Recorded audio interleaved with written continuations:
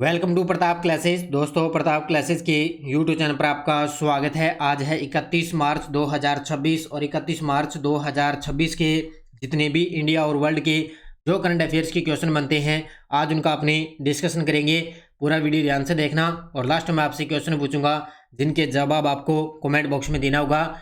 आज अपने पढ़ेंगे भारतीय नौसेना ने IONS समुद्री अभ्यास TTX 2026, USA national book critics circle awards 2026 और पेरा आर्चर ऑफ द ईयर 2025 पुरस्कार से किसे सम्मानित किया गया, इनकी आज हम चर्चा करेंगे पूरे लेटेस्ट न्यूज़ के साथ में। डेली आपको सुबह ये 7:30 पर ये करंट अफेयर्स की क्लास आपको लाइव क्लास आपको मिलती है। जो भी साथी bank, UPSC, SSGD, RAS, railway, first grade, LDC, वनपाल, कोई भी एग्जाम हो, उन सभी एग्जाम के लिए डेली आपको ये करंट अफेयर्स की क्लास आपको मिलती रहेगी। तो करते हैं स्टार्ट आज की क्लास। 31 मार्च 2026। सभी साथी एक बार करेंगे सेशन को लाइक शेयर। सभी साथियों को प्यार भरा नमस्कार, गुड मॉर्निंग। तो सबसे पहले हमने कल 30 मार्च को क्या पढ़ा था, उन क्वेश्चनों को एक बार करेंगे रिवीजन। देखिए, रामनाथ गोयनका पत्रकारिता उत्कृष्टता पुरस्कार 2026 किसने नई दिल्ली में प्रदान किए? तो हमारे देश के उपराष्ट्रपति CP राधाकृष्णन जी ने। अबेल प्राइज 2026 किसे प्रदान किया गया? तो गेड फाल्टिंग्स को। भारत की पहली हाइड्रोजन ट्रेन किन दो स्थानों के बीच में संचालित की जाएगी? जींद से लेकर सोनीपत हरियाणा के बीच। मोदी जी ने नोएडा इंटरनेशनल एयरपोर्ट के पहले चरण का उद्घाटन कहाँ किया? जेवर उत्तर प्रदेश में। भारत में 16वां इंडिया प्रायोबायोटिक सिंपोजियम कब आयोजित किया गया? 27 से 28 मार्च 2026 को।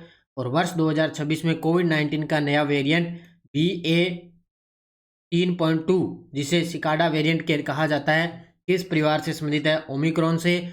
और PM ई ड्राइव योजना को भारत सरकार ने किस वर्ष तक बढ़ाया? तो ये बढ़ाया है 2028 तक। कुछ साथी कह रहे थे कि सर इसको 2030 तक बढ़ा दिया, नहीं, ध्यान रखना इसको 2028 तक सिर्फ बढ़ाया है। तो ये थे कल के क्वेश्चनों का रिवाइज हमने कर लिया। इसका टेस्ट आपको मिल चुका है, PDF वगैरह मिल चुकी है ऑल इन वन की टेस्ट सीरीज में। और जो संडे के दिन आपको वीकली क्लास आई थी उसका वीकली टेस्ट मिल गया। और अभी जैसे मार्च महीना कंप्लीट होगा तो मार्च महीने का टेस्ट और PDF आपको इसके अंदर उपलब्ध हो जाएगी। तो ज़रूर आप इसको ज्वाइन करें प्रताप क्लासेस का एप्लीकेशन डाउनलोड करके।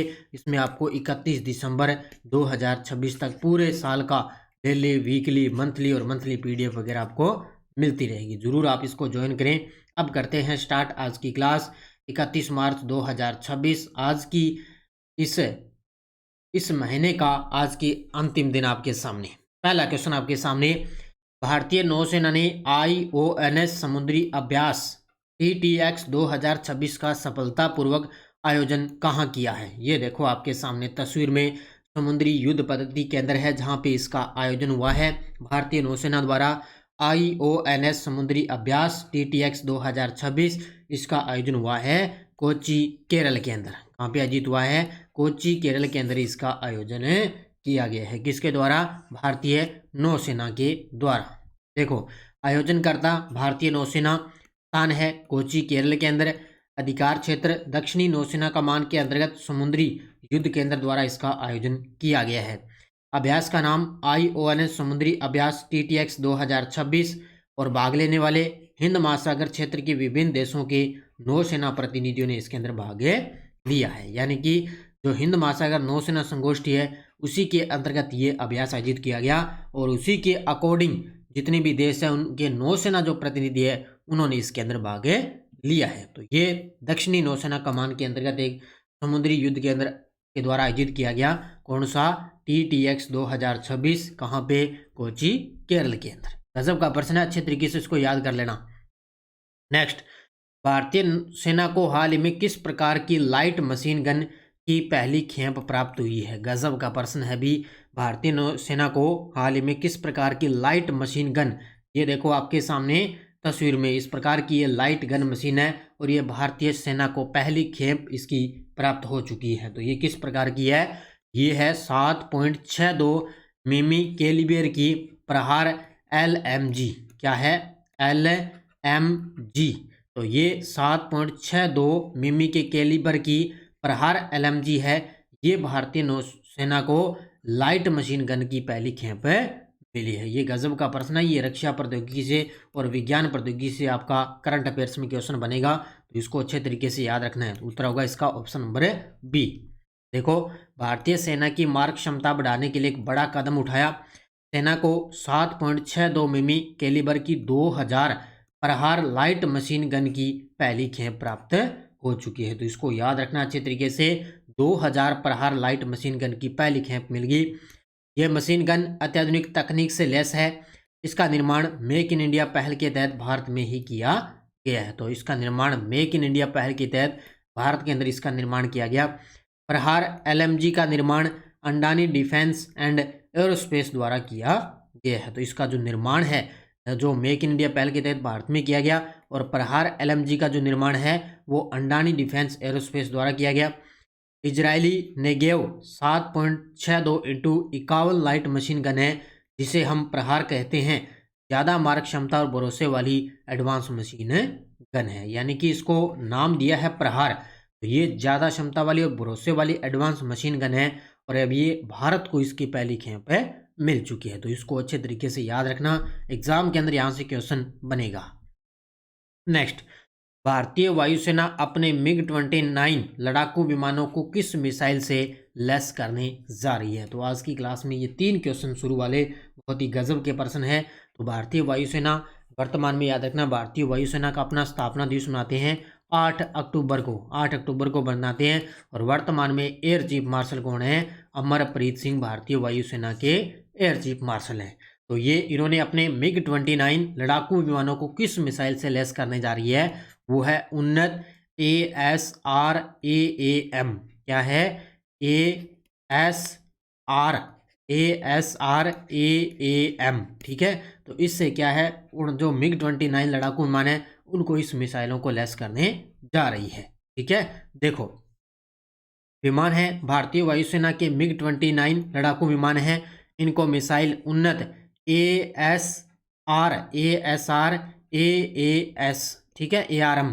तो ये advanced short range air to air missile है। इसका शॉर्टकट में ये नाम हो गया, यानी कि ASRAAM, ठीक है, यानी कि range air to air missile. उद्देश्य मिग-29 UPG वेरिएंट पर मिसाइल का एकीकरण। यह कदम रक्षा मंत्रालय के प्रस्ताव के बाद लिया गया। और ASRAAM मिसाइल का विकास है वो MBDA द्वारा किए गया है। अब इसको याद रखना, किसके द्वारा? MBDA द्वारा इसका निर्माण किया गया।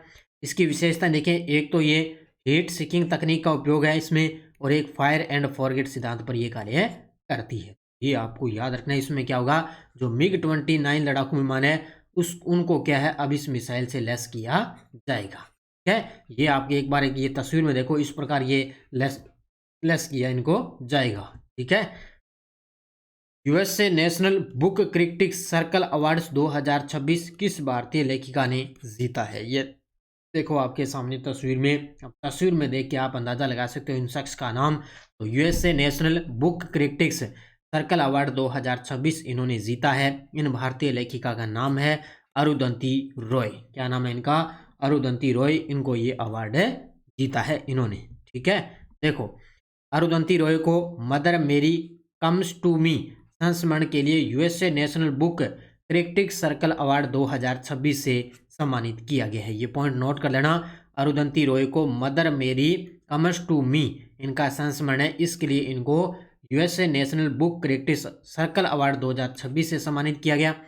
यह पुरस्कार संयुक्त राज्य अमेरिका का प्रतिष्ठित साहित्यिक सम्मान है। अब देखो, USA का नाम आ गया, तो ये अमेरिका का एक साहित्यिक सम्मान है। इसके अलावा हांगकांग यानी कि दक्षिणी कोरिया ने उपन्यास वी डू नॉट पार्ट के लिए कथा साहित्य श्रेणी में पुरस्कार जीता है। तो ये हांगकांग ने उपन्यास है, हांगकांग यानी कि दक्षिणी कोरिया ने जो उपन्यास है वी डू नॉट पार्ट के लिए कथा साहित्य श्रेणी के अंदर ये इन्होंने अवार्ड जीता। तो अपनी भारतीय लेखिका को अलग से याद रखना और इसको अलग से। अब अरुंधति रॉय से जुड़े देखो, ये है लेखिका, निबंधकार और राजनीतिक कार्यकर्ता है। इनकी प्रसिद्ध कृति The God of Small Things है, और उपलब्धि बुकर पुरस्कार इनको 1997 के अंदर मिला था, ठीक है। तो इसको अच्छे तरीके से याद रखना, क्योंकि इनको मदर मेरी कम्स टू मी संस्मरण के लिए USA national book critics circle award 2026 से सम्मानित किया गया। किसको? अरुंधति रॉय को। Para Archer of the year 2025 पुरस्कार से किसे सम्मानित किया गया है? ये देखो आपके सामने तस्वीर में, ये है जम्मू कश्मीर की पैरा तीरंदाज खिलाड़ी, इनका नाम है शीतल देवी। क्या नाम है? जम्मू कश्मीर की पैरा तीरंदाज है शीतल देवी, और इनको मिला है para Archer of the year 2025 पुरस्कार से इनको है किया गया है। क्योंकि इनको आपको पता है, इन्होंने अभी विश्व पैरा तीरंदाजी चैंपियनशिप के अंदर स्वर्ण पदक जीतने वाली एकमात्र भारतीय खिलाड़ी है। तो इनको para Archer of the year 2025 से सम्मानित किया गया। ठीक है, देखो नाम शीतल देवी, इनका जन्म 19 वर्ष, जम्मू कश्मीर की रहने वाली। सम्मान इनको मिला है para Archer of the year 2025 पुरस्कार। किसने प्रदान किया? वर्ल्ड आर्चरी ने।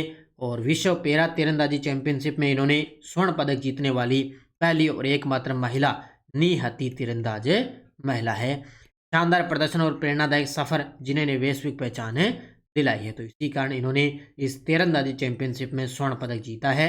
इसी के अकॉर्डिंग इनको para Archer of the year 2025 से सम्मानित किया गया। 30 मार्च 2026 को बिहार के सीएम नीतीश कुमार ने किस पद से इस्तीफा दे दिया है? ये लीजिए, भी गजब का प्रश्न है। अब फिर एक बार फिर अब देखो आगे बिहार के जो सीएम है वो कौन बनेंगे, क्योंकि बिहार के जो सीएम है नीतीश कुमार ने, उन्होंने इस्तीफा दे दिया। किससे? विधान परिषद सदस्यता से। किससे दिया है? विधान परिषद सदस्यता से इन्होंने इस्तीफा दे दिया 30 मार्च 2026 को बिहार के सीएम नीतीश कुमार जी ने। अब देखो आगे बिहार के नए सीएम कौन बनेंगे। देखो नीतीश कुमार का राजनीतिक सफर बेहद उतार चढ़ाव रहा है। वर्ष 2000 से लेकर 2025 तक वे 10 बार बिहार के मुख्यमंत्री पद की शपथ ले चुके हैं, रिकॉर्ड है उनका। और लगभग 2.5 दशक यानी कि 25 वर्ष तक वो बिहार की राजनीति केंद्र के अंदर रहे हैं।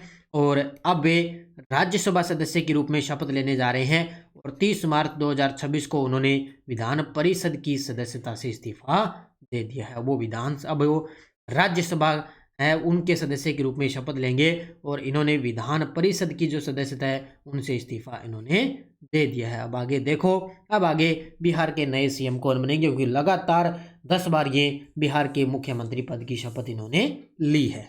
क्या? जापान की फुजित्सु ने किस क्षेत्र में मॉनिटरिंग क्षमताओं को बढ़ाने के लिए हाई सेंसिटिव और हाई रेजोल्यूशन इंफ्रारेड सेंसर के विकास की घोषणा की है? तो जापान की एक क्षेत्रीय एजेंसी है, इन्होंने किस क्षेत्र में मॉनिटरिंग क्षमताओं को बढ़ाने के लिए हाई सेंसिटिविटी और हाई रेजोल्यूशन इंफ्रारेड सेंसर के विकास की घोषणा की है। तो किस क्षेत्र में? तो ये की है डिफेंस और डिजास्टर प्रिवेंशन के क्षेत्र में। तो होगा इसका ऑप्शन नंबर बी, डिफेंस और डिजास्टर प्रिवेंशन के अंदर। अब ज़्यादा महत्वपूर्ण नहीं, लेकिन थोड़ा सा इसको आपको ध्यान में रखना है। तो जापान की फुजित्सु ने डिफेंस और डिजास्टर प्रिवेंशन फील्ड में मॉनिटरिंग कैपेबिलिटीज को बढ़ावा देने के लिए दुनिया के लीडिंग हाई सेंसिटिविटी और हाई रेजोल्यूशन इंफ्रारेड सेंसर के डेवलपमेंट की घोषणा इन्होंने कर दी है। तो जापान की एजेंसी है, उन्होंने घोषणा कर दी। इसके अलावा यह सेंसर एक टाइप सेकेंड सुपरलेटिस यानी कि T2SL इंफ्रारेड सेंसर है, जिसमें से 1 मिलियन से ज़्यादा पिक्सल है, और मिड वेवलेंथ इंफ्रारेड और लॉन्ग वेवलेंथ इंफ्रारेड लाइट दोनों का पता लगा सकता है। नाम इस प्रकार आप अगर आप पढ़ोगे तो आपको ये क्वेश्चन ऐसा लगेगा भी ये क्या है, करंट में बनेगा कि नहीं बनेगा। लेकिन थोड़ा सा आपको जो पहले वाली ये पॉइंट है इसको थोड़ा सा आपको रखना है। अब थोड़ा सा महत्वपूर्ण है, इसलिए मैं आपको करवा रहा हूँ, इसको अच्छे तरीके से पढ़ लेना। ठीक है, अब देखो आपके सामने वन लाइनर करंट। पहला है सुनील नारायण IPL यानी कि इंडियन प्रीमियर लीग के इतिहास में सबसे ज़्यादा मैच खेलने वाले विदेशी खिलाड़ी बन चुके हैं। इन्होंने किरियान पोलार्ड का रिकॉर्ड तोड़ा है। तो सुनील नारायण हैं, वो IPL के इतिहास में सबसे ज़्यादा मैच खेलने वाले विदेशी खिलाड़ी बन गए। कौशल उत्कृष्टता को बढ़ावा देने वाले भारत की प्रमुख मंच इंडिया स्किल्स नेशनल कंपटीशन 2025-26 की ग्रेटर नोएडा के अंदर शुरुआत हो चुकी है। तो इंडिया स्किल्स राष्ट्रीय चैंपियनशिप 2025-26 की शुरुआत है वो ग्रेटर नोएडा के अंदर हो चुकी है। तो ये आपको याद रखनी है, वन लाइनर दोनों के दोनों। ये टेलीग्राम ग्रुप है, कोई सूचना, कोई लिंक, कोई नोटिफिकेशन सब आपको टेलीग्राम पे सूचना मिल जाती है। पिछले वीडियो का क्वेश्चन क्या था? ऊर्जा सुरक्षा अभियान किसके द्वारा शुरू किया गया था? तो ये शुरू किया था भारतीय नौसेना ने। बहुत सारे विद्यार्थियों ने बड़े गजब के जवाब दिए, उन सभी को बहुत बहुत शुभकामनाएं। अब देखो क्वेश्चन फॉर यू, 35वें सरस्वती सम्मान 2025 के लिए किसे चुना गया? अमिताभ घोष, राम कुमार मुखोपाध्याय, शशि थरूर, चेतन भगत, इसका जवाब आपको कमेंट बॉक्स में देना है। और यस्टरडे डोज अपनी क्या थी, विधानमंडल के विश्रांति काल में अध्यादेश प्रख्यापित करने की राज्यपाल की शक्ति, अनुच्छेद 213। अब राष्ट्रपति ये करता है 123 के तहत और राज्यपाल करता है 213 के तहत। कुछ मामलों में दंडादेश के निलंबन, परिहार या लघुकरण की राज्यपाल की शक्ति, अनुच्छेद 161। राज्यपाल राज्य के महाधिवक्ता को नियुक्त करेंगे, अनुच्छेद 165। राज्यपाल राज्य विधानमंडल के सदन को आहूत करेंगे, 174। ये चारों प्रश्न अभी सेकंड ग्रेड एग्जाम के अंदर सम्मिलित करना, इस प्रकार का प्रश्न आया था। और राजस्थान के ऐसे राज्यपाल जो भारत के एयर चीफ मार्शल भी रह चुके हैं, ओपी मेहरा। तो ये पांचों के जवाब बड़े गजब के साथियों ने दिए थे। लगातार मैं आपको दे रहा हूँ, यही क्वेश्चन आपको दोबारा एग्जाम में देखने को मिलेंगे। अब देखो नेक्स्ट बड़े गजब के हैं। राजस्थान विधानसभा द्वारा पारित विधेयक को राज्यपाल द्वारा पुनर्विचार के लिए लौटाए जाने पर वह विधेयक सदन के सम्मुख पुनः रखने के लिए अधिकृत है। अब इसमें बताना है क्या कुछ है। इसमें राजस्थान राज्य मानवाधिकार आयोग के अध्यक्ष की पदावधि का उल्लेख मानवाधिकार संरक्षण अधिनियम 1993 की किस धारा में है? किस वर्ष राजस्थान पंचायत अधिनियम अधिनियमित हुआ और पूरे राज्य में ग्राम पंचायतों की स्थापना हुई? यदि राजस्थान विधानसभा में कोई ऐसा विधेयक पारित करती है जो उच्च न्यायालय की संवैधानिक स्थिति को खतरा पहुंचाता है तो राजस्थान का राज्यपाल क्या करेगा? तो इन चारों के जवाब आपको कमेंट बॉक्स के अंदर देना है। बड़े गजब के प्रश्न है ये, और आए हुए क्वेश्चन मैं आपको दे रहा हूँ। इतने बड़े बड़े क्वेश्चन आरपीएससी ने पॉलिटिकल के पूछे हैं, तभी मैं आपको दे रहा हूँ। ठीक है, तो ये अपनी स्कूल व्याख्याता की बुक बाजार के अंदर उपलब्ध है। इसके अलावा फर्स्ट ग्रेड की अपनी ये टेस्ट सीरीज चल रही है। लगातार आपको वीकली मंथली सब कुछ टेस्ट दिया जा रहा है। Second grade plus PTA third grade की टेस्ट सीरीज, एलडीसी सीएटी, इन सब की टेस्ट सीरीज है। इनको आप ज्वाइन करके अच्छे तरीके से कॉम्बो आपको करंट आपको मिलता राजस्थान का मिलता रहेगा। इसके अलावा इंडिया और वर्ल्ड का भी आपको मिलता रहेगा। तो सभी साथी करेंगे वीडियो को जाते जाते लाइक शेयर। बस आपको डेली ये करंट की क्लास मिलती रहेगी। और एक महीना, मार्च का महीना अपना कंप्लीट हो चुका है, तो पूरे मंथ की क्लास भी आपको यूट्यूब पर महीने वाली क्लास से मिलेगी। धन्यवाद। जय हिंद, जय भारत, जय राजस्थान।